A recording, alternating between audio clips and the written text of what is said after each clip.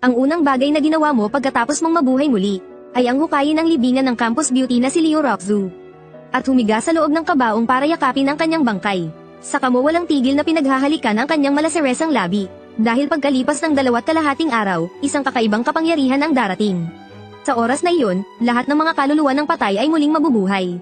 At si Leo Rockzu ay inilibing habang suot ang isang pulang damit pangkasal. Dahil sa kanyang matinding sama ng loob na hindi nawawala, magiging ninuno siya ng mga zombie pagdating ng kakaibang kapangyarihan. Matapos mag-transform si Leo Rockzu bilang Drought Demon, naging pinaka-nakakatakot na nilalang siya sa buong Dragon Country. Sinasabing may isang tao na sa pamamagitan ng isang uri ng kakayahang manghula, ay natuklasan ng paraan para talunin si Leo Rockzu. At iyon ay ang halikan siya nang hindi niya namamalayan. Basta't mahahalikan mo si Leo Rockzu na may mga pangil ng zombie, makukuha mo rin ang kapangyarihang katulad ng sa kanya. Ngunit, bagamat mukhang mahirap ang paraang ito, sa katotohanan, ito ay napakahirap gawin.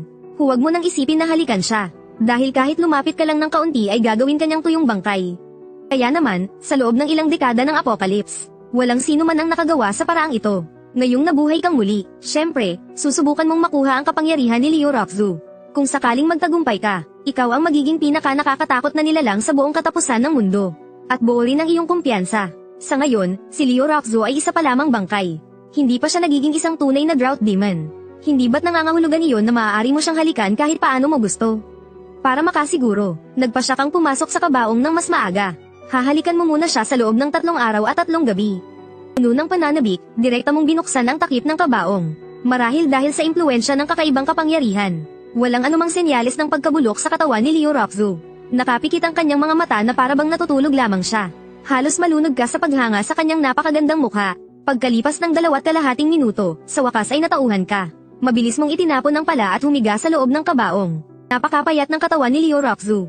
Kaya sapat na sapat ang espasyo sa loob ng kabaong para sa inyong dalawa. Nang isara mo ang takip, biglang dumilim ang iyong paligid. Ngunit wala kang naramdamang kahit kititing na takot. Sa halip, bakas sa iyong mukha ang kasiyahan. Nung nabubuhay pa si Leo Rockzu, siya na ang kinikilalang campus beauty. Ngayon ka lang nakasama sa iisang kwarto ang isang babaeng ganito kaganda. At ganito pa kalapit. Pero sa ngayon, mas mahalagang unahin ang dapat gawin. Sa isipang iyon, bigla mong hinayla si Leo Rockzu sa iyong mga bisig. At saka mo siya hinalikan sa kanyang malambot na labi. Malamig na malamig ang pakiramdam sa pagdampi. Pero wala kang naramdamang paninigas. Sa halip, napakalambot nito. Lubusan kang nalunod sa pambihirang lamang na ito. At sa sandaling iyon, dahan-daang lumipas ang oras. Makalipas ang 2 minuto, biglang nanginag ang katawan ni Leo Rockzu. Napakunot ang noo mo. Posible kayang nabuhay ng maaga si Leo Rockzu? Imposible. Talagang imposible. Kahit na hindi nabubulok ang katawan ni Leo Rockzu dahil sa impluensya ng isang kakaibang kapangyarihan. Kailangan pa rin ng kaunting panahon bago siya maging isang tunay na malayno. Siguro isa lang itong ilusyon na dulot ng kakulangan ng oxygen sa utak mo. Dahil doon, muli mong hinawakan ang kanyang maliit na mukha at patuloy siyang sinibasab ng halik. Pero bigla kang nakaramdam ng matinding kirot. Kinagat pala ni Leo Rockzu ang labi mo. Tila ginamit niya ang kanyang buong lakas sa kagat na iyon. Agad na damyugo ng walang tigil ang gilid ng labi mo. Pero hindi ka man lang nataranta. Sa halip, kinagat mo rin ang malambot niyang labi. Napa-eject si Leo Rockzu. Tila minumura ka niya na isa kang walang hiya. Samantala, sa di kaliwang magulong libingan, isang lalaki at isang babae ang papalapit sa direksyon ninyo. Master Kongshu, nagpakamatay pala itong si Leo Rockzu habang suot ang pulang damit pangkasal. Sabi niya, hindi raw niya ako palalagpasin kahit maging multo pa siya. Kailangan niyo po talaga akong tulungan. Amata ba? Kahit pa mabangis na multo o nabuhay na bangkay, kayang-kaya kong harapin. Isa pa, sadya akong nagdala ng aking pitchwood sword. Imposibleng hindi ko siya kayang talunin. Habang di narama ang makinis at malambot na paghaplos, lalong lumawak ang ngiti sa mukha ni Master Kongshu. Kahit na tila nag-aatubili sa una ang dalaga, hindi naman siya tumanggi. Dahil dito, lalo pang lumakas ang loob ni Master Kongshu. Ang malikot niyang kamay ay dumapo sa isang maselang lugar. Habang pinipigilan ng pandidiri, sinabi ng babae sa paraang mapang-akit. Aba, Master, huwag ka namang magmadali, basta't maayos lang nating masolusyonan itong si Leo Rockzu. Ako'y sayo na. Ang pangalan pala ng babaeng ito ay Guru. Katulad ni Leo Rockzu, isa rin siyang estudyante sa Shanghai University of Science and Technology. Dahil sa inggit sa kagandahan ni Leo Rockzu, nakipagsabuatan siguro sa iba pang babaeng kaklase para simulan ang pambubuli sa eskwelahan. Lihim nilang ginugulo si Leo Rockzu ng paulit-ulit, pero walang sino man ang nag-akala na magpapakamatay pala si Leo Rockzu. At bago pa siya mamatay, nag-iwan pa siya ng huling habilin. Naisuot sa kanya ng kanyang pamilya ang isang pulang best-idang pangkasal. At ihanda ang isang pulang kabaong para ilibing siya sa isang abandonadong sementeryo. Para lang pagkatapos niyang mamatay ay maging isa siyang naghihiganting multo para gantihan sina Guru. At dahil sa sobrang takot ni Guru, hinanap niya si Kung Shu para magsagawa ng isang ritual para kay Liu Rockzu. Para matahimik na ang kaluluwa nito at muling isilang. Pero nang makita nilang dalawa na ang libingan ni Liu Rockzu ay nahukay na, pareho silang natigilan. Ha, ito. Ito ba ang libingan ni Liu Rockzu? Sabi, siguro nga, ito na yun. Pero bakit kaya hinukay ang libingan? Huwag mong sabihin, bumangon mula sa hukay si Liu Rockzu. Sabi ni Guru na puno ng takot ang mukha. Nang marinig ito, medyo nataranta na rin si Kung Shu. Kahit isa siyang monghe, nagpapanggap lang siya at wala talagang alam na anumang kapangyarihan. Ang dahilan lang kaya siya pumunta rito ay para makachansing. Pero sa eksenang nasa harap niya, halos maihina siya sa salawal sa sobrang takot. Amatoba Buddha, masyadong mabigat ang hangin dito. Baka mas mabuting bumalik na lang tayo bukas. Sabi, nakahipo ka na. Tapos ngayon, hindi pa tapos ang trabaho, tatakasan mo na ako. Lalaki ka ba talaga? Paliwanag. O baka naman isa ka lang talagang manluloko. HMP. Sige na nga, lalapitan ko para tingnan. Walang nagawa si Master Kongsho kundi hawakan ang kanyang espada na gawa sa kahoy ng peach. At dahan-daang lumapit sa kabaong. Nagkataon na 15 ng Hulyo ngayon. Ang sinag ng buwan na tumatama sa pulang-pulang kabaong ay nagbibigay ng kakaibang katatakutan. Nang papalapit na si Master Kongsho sa kabaong, biglang nagbago ang kalangitan at ang buong paligid. Ang dating maningning na liwanag ng buwan ay bigla na lang naging kulay dugo. Ang buong mundo ay parabang binuhusan ng dugo sa isang iglap. At naging isang tanawin na parang impyerno. Nang mapansin ni Master Kongsho ang kakaibang pangyayari, mabilis siyang umatras. Anong nangyayari? Bakit biglang naging pula ang buwan? Pagkasabi niya niyan, isang malakas na kulog ang biglang kumidlat mula sa langit. Sa sandaling ito, ang mundo ay tuluyang nagbago. Itim na ulan ang bumuhos sa kalupaan. Pero hindi kayang linisin ng yulang ito ang anumang karumihan. Sa halip, magdadala ito ng walang katapusang kapahamakan. Ang isang nakakatakot na kapangyarihan ay tuluyang sumabog. Hindi mabilang na mga kaluluwa ng mga namatay na ang muling nabuhay sa sandaling ito. Sila'y magiging mga pinaka-nakakatakot na demonyo, para tugisin at patayin ang lahat ng taong makikita nila. Pero hindi pa rin naman tuluyang nawala ng pag-asa ang sangkatauhan.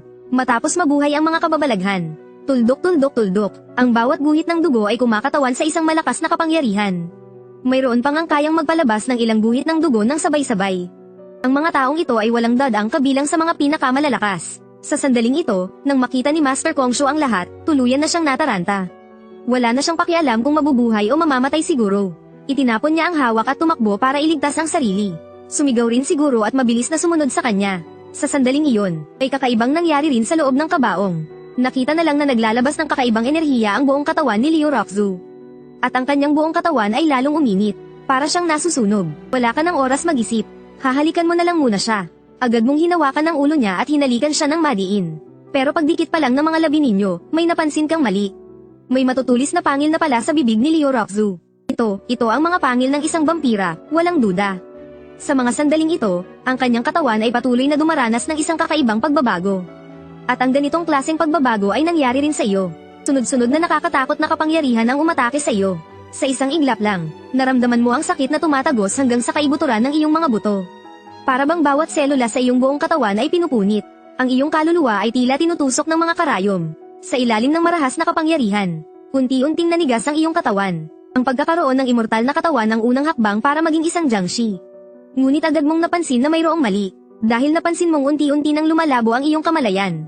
Para kang nagpuyat ng 3 araw at 3 gabi. Ang buo mong pagkatao ay malapit ng tuluyang bumagsak sa isang permanenteng pagkakatulog. Agad mong naunawaan na ito ay ang kakaibang kapangyarihan na sumasakop sa iyong isipan. Kung hindi mo ito kakayanin, tuluyan kang magiging isang tunay na Jiangshi. Hindi ito ang resulta na iyong ninanais. Bagamat malakas ang mga Jiangshi, mayroon silang isang kahinaan. Iyon ay ang mabagal nilang pag-iisip at mahirap para sa kanila na magkaroon ng talino. Pilit mong nilalabanan ang kakaibang kapangyarihang ito para hindi tuluyang manghina ang iyong kamalayan.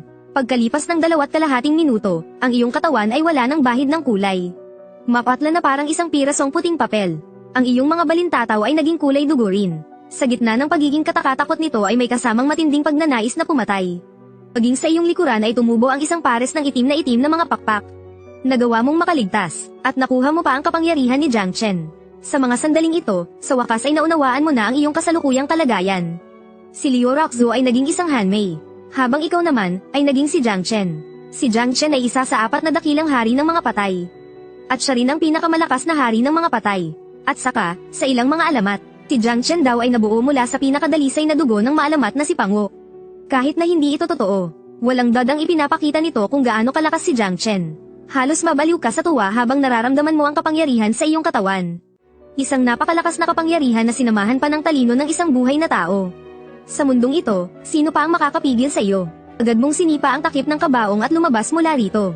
Sumunod din agad si Liu Rockzo na lumipad palabas. Ang kanyang mga matang puno ng pagnanais na pumatay ay nakatitig ng mariin sa iyo. Nang makita mo ito, hindi mo napigil ang kumunat ang noo. Kung hindi ako nagkakamali, sa nakaraang buhay, noong si Liu Rockzo ay naging demonyo ng tagtuyot, wala na siyang kamalayan bilang isang tao. Ang natira na lang ay puot. Ang unang bagay na ginawa niya pagkatapos niyang magising, ay pumunta sa Shanghai Science and Technology University, at pinatay ang lahat ng mga taong nambuli sa kanya noon. Ngunit sa buhay na ito, para nakawin ang kapangyarihan ni Liu Rockzo, puwersahan mo siyang hinalikan ng ilang oras. Hindi kaya gusto niyang maghiganti ngayon. Sa pag-iisip nito, mabilis mong pinakilos ang lahat ng lakas sa iyong katawan. Kung maglalakas loob si Liu Rockzo na kumilos, lalaban ka rin ng walang awa. Tutal, sa mundong ito ngayon, ang kaayusan ay tuluyan ng nagbago. Tanging ang malalakas lang ang may karapatang mabuhay. Sa sandaling ito, ang magagandang mata ni Liu Rockzo ay naging kulay dugo. Ang buong katawan niya ay naglalabas ng walang katapusang pagnanais na pumatay. Ang temperatura sa paligid ay patuloy ring tumataas kasabay ng kanyang aura. Ang lupa sa ilalim ng kanyang mga paa ay unti-unting nagiging tunaw na bato. Ito ba ang kapangyarihan ng demonyo ng tagtuyot? Sumigaw ka sa galit at agad na lumayo sa lupa. Kahit na sa tulong mo kaya ko nakuha ang ganitong kapangyarihan. Pero dahil gusto mo akong patayin, huwag mo akong sisisihin kung hindi ako magpapakita ng awa. Agad kang lumitaw sa harap ni Liu Rockzo sa isang iglap, at sinakol mo siya sa leeg. Sa sandaling ito, ang mabigat na presensya mula sa iyo ay tuluyang bumalat kay Liu Rockzo. Hindi tulad mo na naging si Jiang Chen. Ang naging anyo ni Liu Rockzo bilang demonyo ng tagtuyot ay ang diyosa ng kalamidad at tagtuyot. Mayroon siyang kapangyarihang kontrolin ang panahon. Bagamat wala kang ganoong klaseng pambihirang kakayahan, taglay mo naman ang natatanging presensya na para lamang sa isang hari ng mga zombie. Ito ay tulad ng isang emperador ng mga tao. Sa sandaling ito, gaano man kalakas ang demonyo ng tagtuyot, kailangan niyang sumuko. Sa madaling salita, magaling si Liu Rockzo sa malayo ang laban. Habang ikaw naman ay walang kapantay sa malapitang bakbakan. Nang maramdaman ng iyong makapangyarihang aura bilang isang pinuno, agad na nawala ng kakayahang lumaban si Liu Rockzo. Ang kanyang dating kayabangan ay biglang naglaho. Ngayon, para siyang isang maamong tupa. Lumapit ka sa kanyang tainga at bumulong. Naiintindihan mo ba ang sinasabi ko? Hindi sumagot si Liu Rockzo. Isang bakas ng pagkalito ang lumitaw sa kanyang mga mata. Nang makita ito, hindi mo maiwasang umiling. Mukhang walang sariling kamalayan si Liu Rockzo. Siguro, ito ang pinakamalaking pagkakaiba ninyong dalawa. Minsan na siyang namatay, at nabuhay muli dahil sa isang mahiwagang kapangyarihan. Kahit na naggamit siya ng malakas na kapangyarihan, wala pa rin siyang gaanong pinagkaiba sa ibang masasamang espiritu. Samantalang ikaw, hindi lang naging haring Jiang Chen dahil kay Liu Rockzo, kundi hindi man lang naapektuhan ang iyong kamalayan.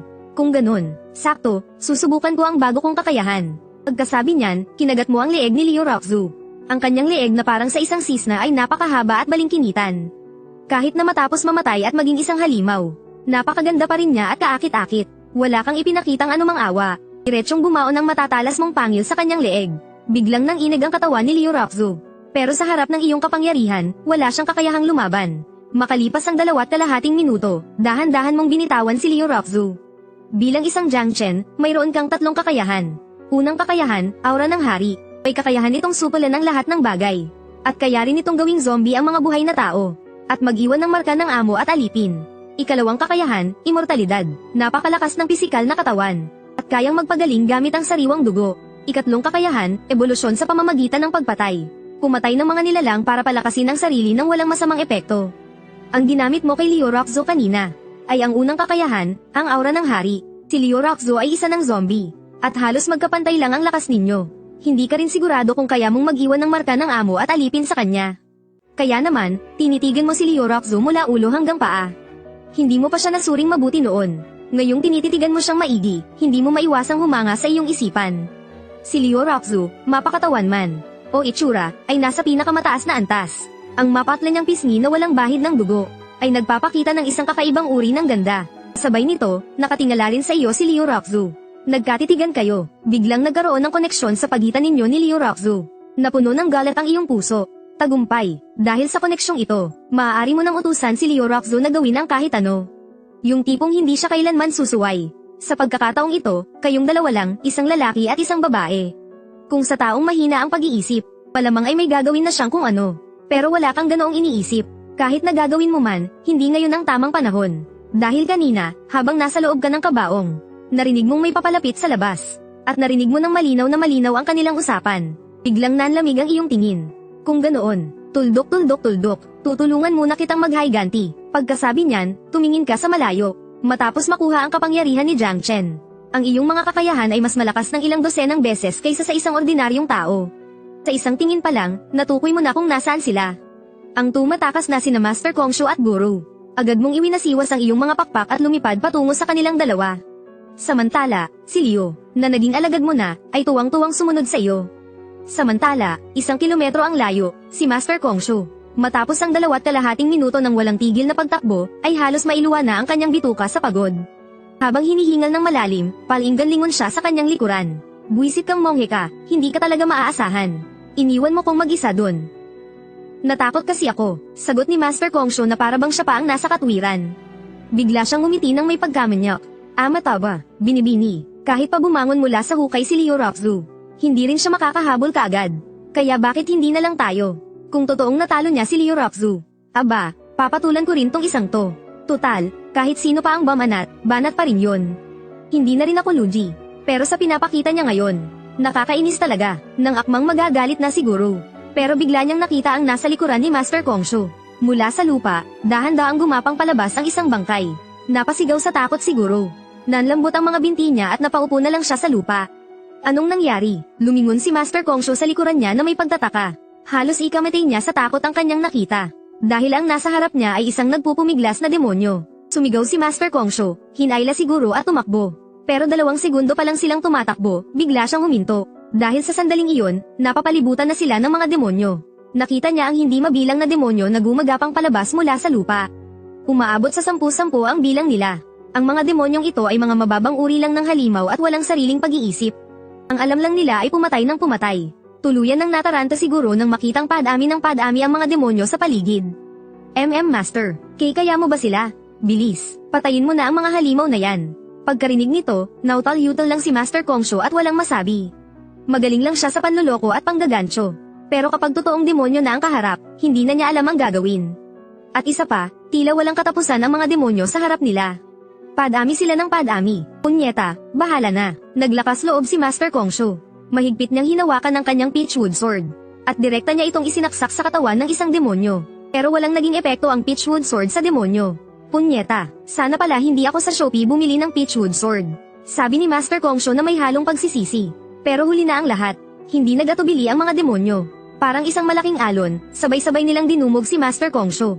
Hindi pa man siya nakakasigaw ay tuluyan na siyang naglaho sa mundong ito. Nang makita ito, tuluyan nang gumuho ang mundo ni Guru. Mama, gusto ko na pong umuwi, huhuho. Sinong sasagip sa akin? Ayoko pang mamatay. Walang tigil ang pag-agos ng mga luha sa kanyang mata. Matapos patayin si Master Kongshu, ang mga demonyo sa paligid, ay agad siyang pinagkumpulan. Sa sobrang takot, ipinikit na lang niya ang kanyang mga mata at hinintay ang kamatayan. Pagkatapos ng 2.5 minuto, wala pa ring nangyayari sa kanya. Nagtatakang idinilat ni Guru ang kanyang mga mata. Bakit, buhay pa ako? Bigla, isang matangkad at gwapong anyo na tila isang makapangyarihan ang lumitaw sa kanyang harapan. Nagmumula sa taong ito ang isang pambihirang lakas at kapangyarihan. Para siyang isang isinilang para mamuno. Sa sumunod na sandali, gumalaw ang anyo. Isang sinag ng pulang dugong liwanag ang sumabog mula sa kanyang palad. Ang lahat ng mga demonyo sa kanyang harapan ay parang gawa lang sa papel. Lihim na natuwa si Guru. May dumating talaga para iligtas ako.